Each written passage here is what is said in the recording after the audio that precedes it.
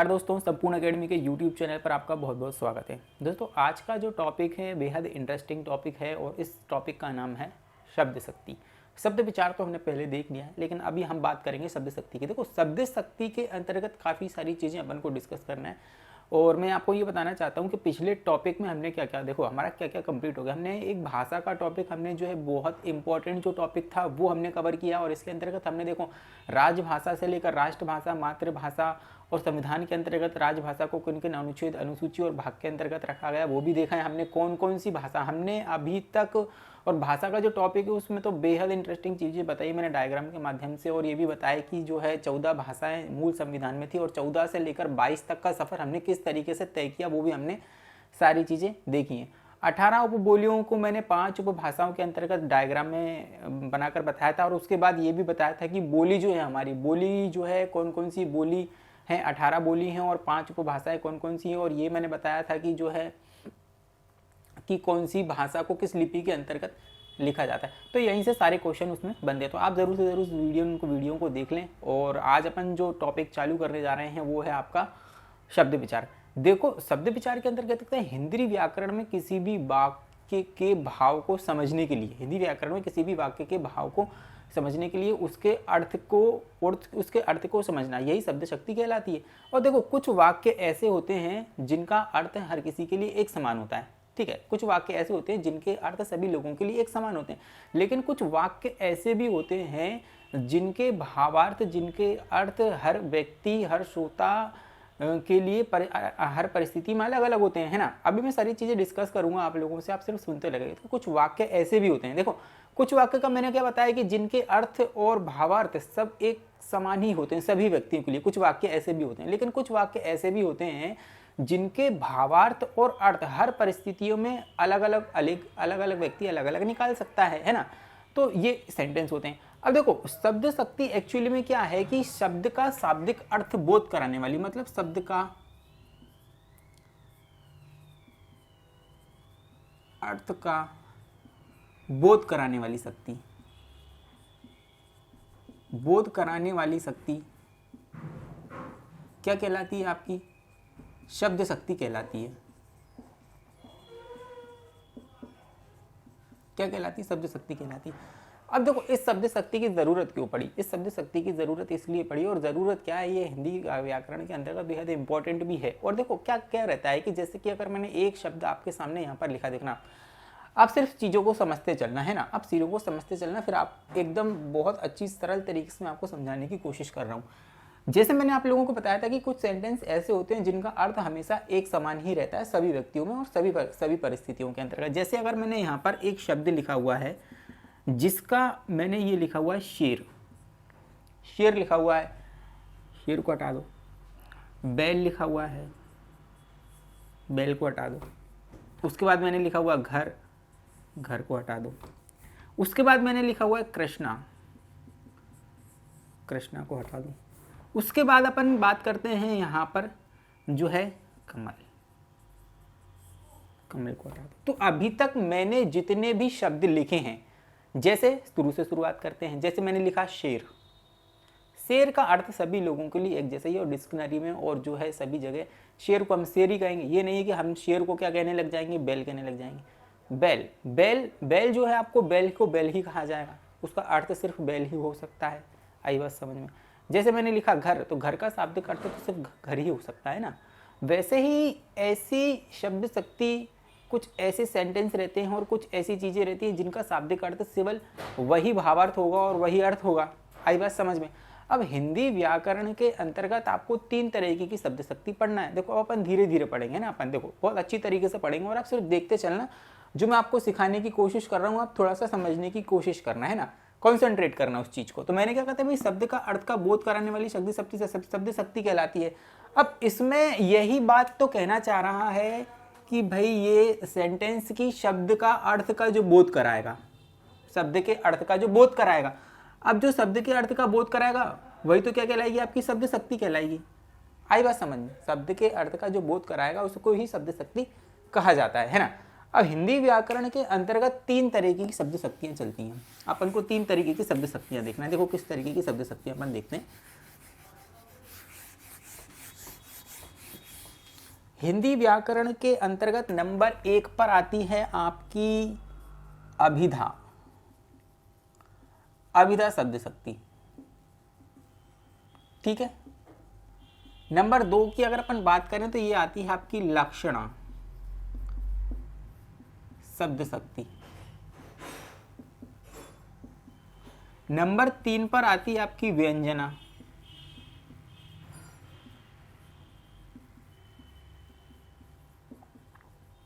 ये 3 तरीके की जो है आपकी शब्द शक्तियां होती है हिंदी व्याकरण के अंतर्गत। ठीक है।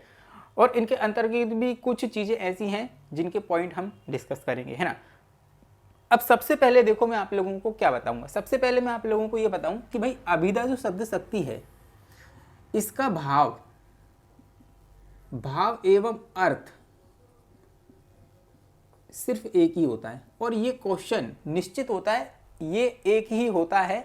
भाव और अर्थ और भाव सिर्फ एक ही जैसे रहेंगे। मतलब कि अगर किसी सेंटेंस को अगर मैंने लिखा है तो उसका जो अर्थ है और भावार्थ है दोनों ही एक जैसे ही रहेंगे, किसी भी तरीके की कोई भिन्नता नहीं रहेगी। आप सिर्फ चीज़ों को देखते चलना। अपन एक एक करके चीज़ों को डिस्कस करेंगे, अभी अपन एग्जाम्पल भी करेंगे ना, तो आपको सब चीज़ें समझ में आएंगी। ठीक है। तो मैंने आपसे क्या कहा था कि अभिधा शब्द शक्ति में क्या रहता है कि एक निश्चितता का बोध होगा आपका। वहां पर क्या होगा, एक निश्चित अर्थ होगा और भाव होगा। जो भाव होगा वही उसका अर्थ होगा। और समान किसी भी परिस्थिति में ये दोनों ही बदलेंगे नहीं, मतलब कि एक ही रहेंगे। आई बात समझ में। दूसरी अगर अपन लक्षणा शक्ति की अगर अपन बात करें, इसमें यह रहता है कि इसमें भाव एवं अर्थ अलग होंगे, मतलब कि भिन्न होंगे। अब भिन्न किस तरीके से होंगे, हो सकता है कि भाई वक्ता और श्रोता के अंतर्गत परिस्थितियों के माध्यम से, परिस्थितियों के कारणवश वो अलग अलग हो सकते हैं। आई समझ में। तो मैंने क्या बताया था कि सबसे ऊपर वाली जो हमारी अभिधा शब्द शक्ति है उसमें क्या होगा, आपका जो है भाव और अर्थ एक ही होंगे। नंबर 2 की अगर अपन बात करें, ये बस 2-3 चीज़ें याद रख लो, आपको सारी चीज़ें याद हो जाएंगी, है ना।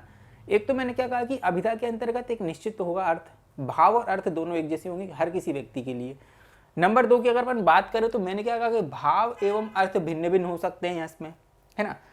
व्यंजना शब्द शक्ति के अंतर्गत यहां पर क्या होगा कि अकथित जो है आपके भावार्थ उत्पन्न होंगे। यहां पर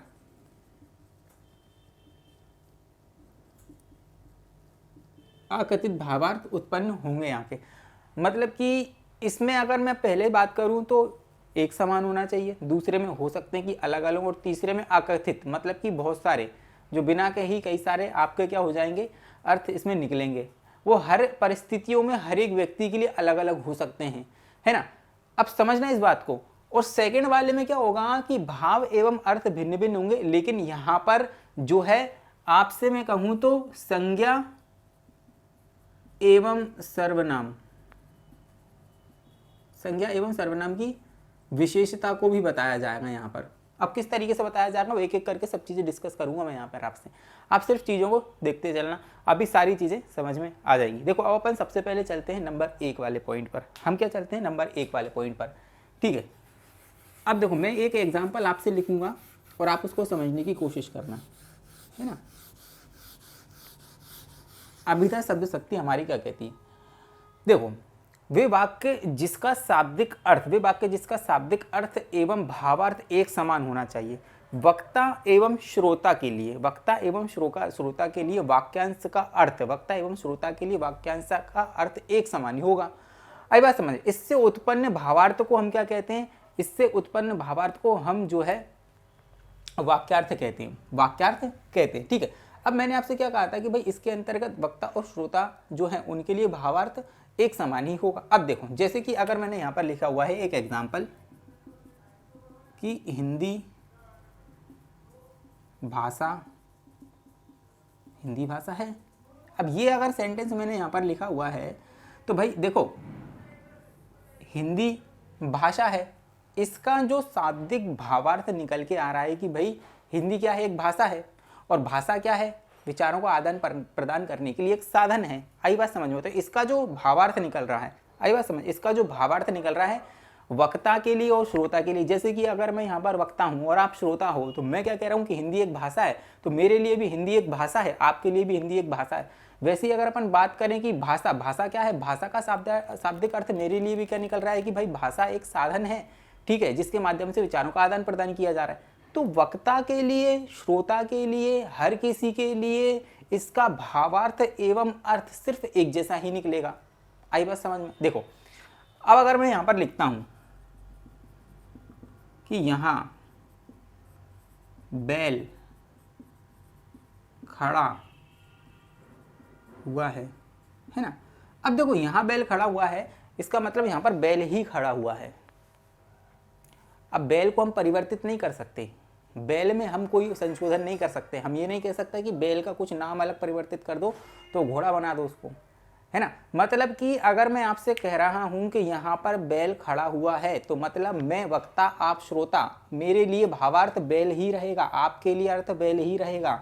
ऐसा नहीं है कि मेरे लिए बैल बैल ही रहेगा और आपके लिए बैल घोड़ा हो जाएगा।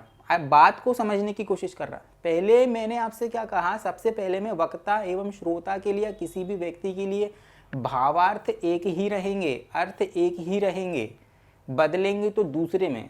और तीसरे में क्या बताया मैंने कि अकथित चीज़ों को देखने की कोशिश करेंगे, अकथित चीज़ें रहेंगी, मतलब कि बिना बोले ही बहुत सारे भावार्थ निकालेंगे लोग उसमें, लेकिन उसमें पहले वाले में कोई परिवर्तन नहीं है। वक्ता और श्रोता के बीच में जो भावार्थ निकलेगा वो एक ही निकलेगा। आई बात समझ में, है ना। तो ये मैं आप लोगों को समझाने की कोशिश कर रहा हूँ कि अभिधा शब्द शक्ति में एक निश्चित अर्थ और एक भावार्थ दोनों ही एक रहेंगे, चाहे वो वक्ता हो, चाहे श्रोता हो, चाहे कोई भी हो। और यही मैं शुरुआत से सिखाने की कोशिश कर रहा हूँ कि कुछ वाक्य ऐसे रहते हैं, आप मेरी जैसे मैं डेफिनेशन बोलता हूँ या कुछ समझाने की कोशिश करता हूँ, उसको पकड़ने की कोशिश किया करो, है ना। वो बहुत ऑथेंटिक रहती है, जो चीज़ों से कोरिलेट करती है। मैंने आपसे कहा था ना कि सबसे शुरुआत में मैंने क्या था कि कुछ वाक्यांश ऐसे रहते हैं जिनका भावार्थ सभी के लिए एक समान रहता है, और कुछ वाक्यांश ऐसे रहते हैं जो विभिन्न परिस्थितियों में वक्ता एवं श्रोता के लिए अलग अलग परिस्थितियों में उनके भाव निकलते हैं। आई बात समझ में? मतलब कि मैं कुछ कहना चाहता हूँ और कुछ आप अलग समझ सकते हो। आई बात समझ में? तो ये दूसरे में होगा। अब देखो अपन आगे की तरफ चलते हैं, तो इसमें तो निश्चितता का बोध होगा, इसे कहते हैं अपन अभिधा शब्द शक्ति। देखो नंबर 2 की अगर अपन बात करें, अब अपन को क्या पढ़ना है, लक्षणा, है ना। अपन को पढ़ना है लक्षणा शब्द शक्ति, है ना। अब देखो नंबर 2 पे मैं आपको बताता हूँ लक्षणा शब्द शक्ति, है ना। अब देखो इसके अंदर मैंने आपसे क्या कहा था कि भाई इसके अंतर्गत मैंने आपसे ले गया था कि लक्षणा शब्द शक्ति के अंतर्गत साधारण वाक्यों का अर्थ रहे ना रहे, लेकिन यहाँ पर क्या हो जाएगी, भावार्थ और अर्थ अलग अलग होंगे, और जो शाब्दिक अर्थ होगा वह संज्ञा एवं सर्वनाम की विशेषता का हमेशा के लिए बोध कराएगा। आई बात समझ में? ये चीज़ सिर्फ आप ध्यान रखना, है ना। छोटे छोटे क्वेश्चन यहाँ से बनते हैं। तो मैंने आपसे क्या कहा था कि भाई एक तो भावार्थ अलग अलग हो सकते हैं, है ना, और ये जो लक्षणा शब्द शक्ति है हमेशा संज्ञा एवं सर्वनाम की कहीं ना कहीं विशेषताओं का बोध कराएगी, लक्षणा शब्द शक्ति, है ना।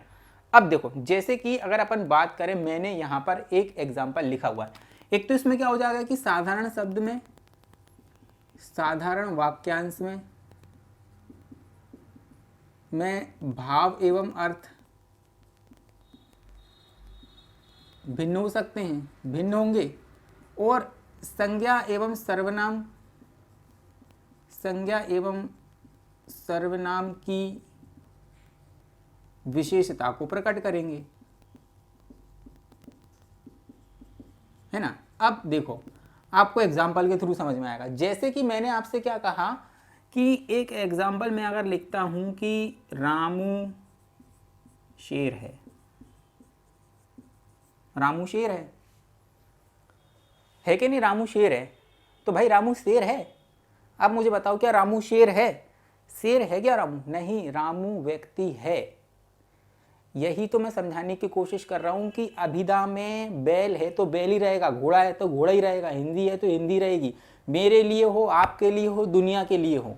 लेकिन ये जो शब्द लिखा हुआ है, जो वाक्य लिखा हुआ है, यहाँ पर भावार्थ कुछ अलग कहने की कोशिश कर रहे हैं। किस तरीके से कहने की कोशिश कर रहे हैं कि रामू शेर है, तो भाई रामू शेर नहीं है, रामू है व्यक्ति, रामू व्यक्ति है, रामू व्यक्ति है, मेरे लिए रामू व्यक्ति है। आई बात समझ में? यहाँ पर भावार्थ अलग है, यहाँ पर भावार्थ अर्थ अलग निकलने की कोशिश कर रहा है कि रामू के अंतर्गत शेर के जैसी विशेषताएं हैं। वह चतुर है, चालाक है, साहसी है, निडर है। यही तो विशेषता होती है जंगल के राजा की, शेर की, कि रामू क्या है भाई, निडर है, साहसी है, चतुर है, चालाक है। तो ये उसकी विशेषता बताई जा रही। और मैंने क्या बताया थी, संज्ञा में सर्वनाम की विशेषता बताएगा। आई बात समझ में? तो रामू संज्ञा है और रामू क्या है, शेर। रामू शेर है। तो कहने का मतलब ये है कि वक्ता और श्रोता के बीच भावार्थ जब एक निकलेगा तो वह अभिधा है, अलग निकलेगा तो वो लाक्षणा है। लाक्षणा में क्या कहना चाह रहा हूं, मैंने कहा कि रामू शेर है भाई, तो मैंने क्या कहा, रामू शेर है, लेकिन इसका भावार्थ आप अलग निकालने की कोशिश कर रहे हो। आप सोचोगे कि रामू शेर हो ही नहीं सकता, रामू तो व्यक्ति है, तो भावार्थ अलग निकलने की कोशिश कर रहे हैं। और रामू एक्चुअली में व्यक्ति है ना। और लेकिन भावार्थ क्या निकलेगा, इसका भावार्थ निकलेगा ये कि रामू में शेर के जैसी विशेषताएं हैं, कि वह चतुर है, चालाक है ना, चालाक है, साहसी है, निडर है। तो भावार्थ यहां पर कुछ अलग निकलने की कोशिश कर रहे हैं। आई बात समझ में? यहाँ पर अलग अलग चीज़ें आपसे निकलने की आएंगी। मैंने आपसे कहा था कि वक्ता एवं श्रोता के लिए कुछ वाक्यांशों का भावार्थ कुछ अलग अलग निकलेगा। आई बात समझ में आप लोगों को? ये थी आपकी जो है लाक्षणा शब्द। अब अपन बात करते हैं नंबर 3 की। नंबर 3 की हम कैसे बात करेंगे भाई, व्यंजना शब्द शक्ति। ये जो टॉपिक है ये थोड़ा सा क्या है कि ऐसा टॉपिक है जहाँ से क्वेश्चन थोड़े से कम मात्रा में बनते हैं, लेकिन बनते तो हैं। हम तो पढ़ रहे हैं, हमको तो पढ़ाना है भाई, है ना। अपन सारी चीज़ें डिस्कस करेंगे। अपन हर एक चैप्टर को सविस्तार तरीके से पढ़ेंगे और बहुत अच्छी तरीके से, बहुत अच्छे माध्यम से मैं समझाने की आप लोगों को कोशिश करूँगा। देखो, व्यंजना शब्द शक्ति में मैंने क्या कहा था कि एक अकथित चीज़ें रहेंगी, बहुत सारे भावार्थ निकलेंगे। हर एक व्यक्ति एक सेंटेंस का अपनी परिस्थितियों के हिसाब से भावार्थ निकालेगा यहाँ पे। और मैं एक सेंटेंस ही लिखूंगा, एक सेंटेंस लिखूंगा और उसी सेंटेंस से कम 3 से 4 अलग अलग परिस्थितियों में अलग अलग व्यक्ति कैसे भावार्थ निकालेंगे वो मैं आप लोगों को बताऊंगा। और यही माँ हिंदी की शक्ति है, यही माँ हिंदी का चमत्कार है। आप बस देखते चलो। देखो, व्यंजना शब्द शक्ति के अंतर्गत मैंने आप लोगों से क्या कहा कि व्यंजना शक्ति का प्रयोग वहाँ होता है जहाँ पर वाक्य तो साधारण होता है, वहाँ पर वाक्य तो साधारण होता है, लेकिन वक्ता एवं श्रोता के लिए अर्थ वहाँ पर भिन्न भिन्न होगा। और इसके अंतर्गत क्या होगा कि व्यंजना शब्द शक्ति में काव्य में छिपे हुए भावार्थ को प्रकट किया जाएगा। अब देखो, काव्य में छुपे हुए भावार्थ को प्रकट किया जाएगा, यही कहना चाह रहा। काव्य में छिपे हुए भावार्थ को प्रकट किया जाएगा, है ना। काव्य में छुपे हुए भावार्थ को प्रकट किया जाएगा और जहाँ पर अकथित, बहुत सारे अकथित आपको क्या निकलेंगे, भावार्थ देखने को निकलेंगे, है ना। नंबर 1 में आपसे बात करता हूँ, सिर्फ एक एग्जाम्पल दूंगा और बहुत सटीक दूंगा, आपको मजा आ जाएगा। देखो किस तरीके का एग्जाम्पल है। जैसे कि मैंने लगा कि सूर्य अस्त हो गया है, एक सेंटेंस मैंने लिखा है सूर्य अस्त हो गया है। इसके अकथित किस तरीके से बहुत सारे भावार्थ निकलेंगे और अलग अलग परिस्थितियों में निकलेंगे। आप सबसे पहले मैं आपसे बात करूं, अगर ये सेंटेंस एक सास अपनी बहू से कहेगी तो उसका अर्थ क्या होगा, उसका अर्थ क्या होगा कि भाई एक सास जब ये सेंटेंस अपनी बहू से कहेगी, उसका शाब्दिक भावार्थ ये निकलेगा कि भाई संध्या हो गई है, सूरज अस्त हो गया है, चूल्हे चौके की संध्या हो गई है, मतलब कि सूर्यास्त हो गया है, शाम के भोजन के प्रबंध की व्यवस्था की जाए। आई बात समझ में? शाम के भोजन के प्रबंध की व्यवस्था की जाए, ये भावार्थ यहाँ पर एक सास अगर अपनी बहू से ये सेंटेंस कहेगी तो बहुत सारे अकथित बिना कहे हुए भावार्थ निकलेंगे इसमें। किस तरीके से, वही कहना बताना चाह रहा हूँ। सेंटेंस सिर्फ एक ही रहेगा, सास अगर अपनी बहू से कहेगी तो चूल्हे चौके की व्यवस्था करो, इसका भावार्थ ये निकलेगा। नंबर 2 की अगर अपन बात करें तो एक किसान चरवाह से, एक किसान ये चरवाह से अगर ये सेंटेंस कहता है तो इसका मतलब ये होता है कि भाई हल चलाना बंद कर दो, हल चलाना बंद करो, क्योंकि सूरज अस्त हो गया है। उसके बाद किसान अगर ये चरवाह से कहता है कि भाई सूरज अस्त हो गया है, ढल गया है, इसलिए अब हल चलाना बंद कर दो, तो इसका जो शाब्दिक अर्थ निकलेगा, अकथित अर्थ निकलेगा, उसका अर्थ क्या निकलेगा कि भाई हल चलाना बंद कर दो, है ना। अगर नंबर 3 की अगर अपन बात करें, अगर यही सेंटेंस भाई पशुपालक किसी चरवाहा से कहेगा तो इसका शाब्दिक अर्थ क्या निकलेगा? इसका शाब्दिक अर्थ ये निकलेगा कि वह चरवाहा से कहना चाह रहा है कि सूर्य ढल गया है, सारे पशुओं को घर ले आओ, सारे पशुओं को घर ले आओ। वाक्य तो एक ही चल रहा है, सूर्य अस्त हो गया है। सास कहेगी बहू से, तो उसका कहने का मतलब है कि भाई अब भोजन की प्रबंध की व्यवस्था की जाए, चूल्हा चौके को देखा जाए। किसान चरवाहा से कहेगा तो वह कहेगा कि भाई अब हल चलाना बंद कर दो, खेती किसानी जो है सूर्यास्त होगा जब करेंगे।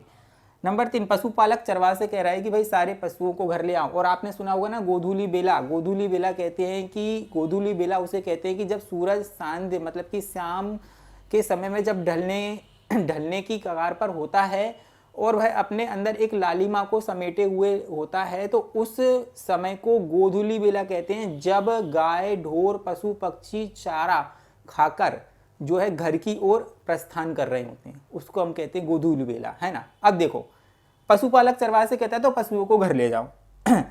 पुजारी अगर अपने चेले से कहेगा, पुजारी अगर अपने चेले से यह वाक्य कहेगा तो उसका शाब्दिक अकथित जो है भावार्थ क्या निकाला जाएगा कि जो है सांध्य वंदन का प्रबंध करो, सांध्य वंदन का प्रबंध करो। मतलब कि शाम की आरती का समय हो गया है, सूर्यास्त हो गया तो शाम की आरती का समय हो गया है, इसलिए सांध्य वंदन का जो है प्रबंध किया जाए। तो ये चीज़ें बेहद सरल तरीके से मैंने आपको समझाने की कोशिश की है। नंबर 1 में आपसे रिवीजन करवा देता हूँ कि 1 नंबर की जो अपनी अभिधा शब्द शक्ति है, जिसमें भावार्थ एक ही निकलेगा, शेर है तो शेर ही निकलेगा, बैल है तो बैल ही निकलेगा, घोड़ा है तो घोड़ा ही निकलेगा। जिसमें आपने एग्जाम्पल क्या देखा था कि भाई हिंदी अगर भाषा है तो भाषा ही है, मेरे लिए चाहे आपके लिए। नंबर 2 पर अपन ने क्या देखा था कि भाई जो है आपका भावार्थ अलग अलग हो सकता है, जिसमें संज्ञा सर्वनाम की विशेषता भी बताने को प्रकट करेगा वो। जैसे कि रामू शेर है, इसका मतलब ये है कि भाई रामू निडर है, साहसी है, चतुर है। नंबर 3 की अगर बात करूं तो आकथित, बहुत सारे आकथित अलग अलग एक ही सेंटेंस के अलग अलग मीनिंग निकाले जा सकते हैं। आई बात समझ में? तो ये आपकी थी एक अभिधा शब्द शक्ति, एक जो है आपकी लक्षणा शब्द शक्ति और एक व्यंजना शब्द शक्ति। इसको बेहद ईजी तरीके से मैंने आपको समझाने की कोशिश की है ना।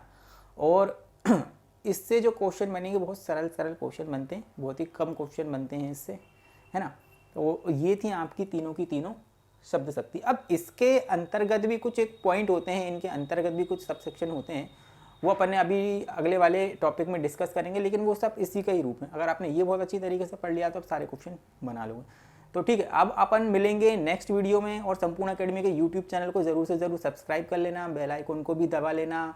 सारी की सारी चीज़ें कवर करवा दूंगा मैं आप लोगों की। और ये जो टॉपिक मैंने पढ़ाया है बीच में, ये विद्यार्थियों की विशेष डिमांड पे पढ़ाया गया है। जो विद्यार्थी कमेंट कर रहे हैं उन्हीं के लिए मैंने ये टॉपिक आप लोगों को पढ़ाया है, ठीक है। और अगर आप चाहते हैं कि आपके जो है जिस भी किसी टॉपिक में आपको समस्या आ रही हो, आप उसको कमेंट कीजिएगा, उस पर वीडियो पहले बना दिया जाएगा, ठीक है। तो मिलते हैं फिर नेक्स्ट वीडियो में, तब तक के लिए धन्यवाद, जय हिंद।